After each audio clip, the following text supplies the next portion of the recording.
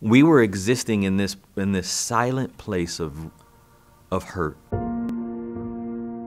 My wife is my number one, my best friend.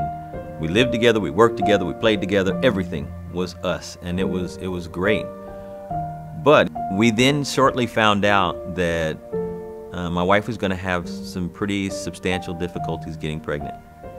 And year one passes, and year two passes, 3, 4, and real pain starts to set in. You start going through some things as a couple that you just didn't foresee. And I can remember praying for years for my wife every night. She would go to sleep and I would lay my hands on her and I would just pray. And I was begging the Lord during these nights for help. And I remember my wife, we were having a conversation one time, and she said something that I'll never forget. She says, "Tyrone, I don't know why I'm here or why do I exist if I cannot bear children? What's my purpose?" And I was stunned. I remember holding her, and while I was holding her, I was just praying for my wife, for me. Lord, please teach me how to love you through real pain, real traumatic pain, pain that will always be with you. It doesn't go away. It's not a headache. It's not a bruise. It's not a broken bone. It doesn't heal. And we were trying everything like any normal couple would. You know, you go to the doctor, and I'll never forget, some doctor told us, you know, "I'm gonna get you pregnant." And we were so excited, we just fired up, and I remember going to the doctor's office every week, they were poking my wife, and they were doing all these tests, some very painful, and we were both crying through this process. And it was a few months into it, the same doctor that had all this hope and joy, "I'm gonna get you pregnant," and she comes into the room 6 months later and she says, "It's not working, I'm sorry."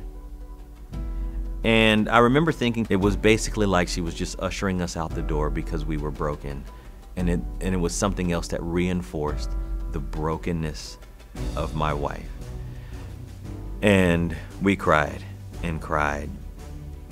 And for me, it was either fix us mentally, heal my wife, something's got to give, God.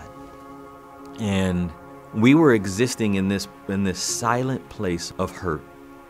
And we began to pray about what it would look like to adopt. And during the process of getting licensed to be a foster parent, the phone rings and it's the state, and they said, "Hey, a baby girl has been born. Do you want her?" So in a matter of hours, we go from no parents to "Your daughter's been born. Do you want to pick her up from the hospital?" And we're just, we can't even speak. We're speechless. And we get off the phone and we're just doing a happy, scared kind of dance. And we show up at the hospital, and we knew at that moment, God said, "This is your child. Don't worry. Don't fret. This is the child that I have for you." And it's been a joy. I've got an amazing daughter, and since she was 2, she 2 and could talk, she's been praying over her mommy's belly year after year, at least twice a week. "Lord, please heal mommy's belly."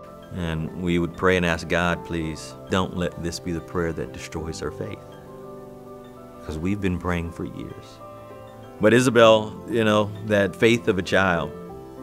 And that Monday, Andrea comes out the back room and she's got tears in her eyes, and she's holding this stick.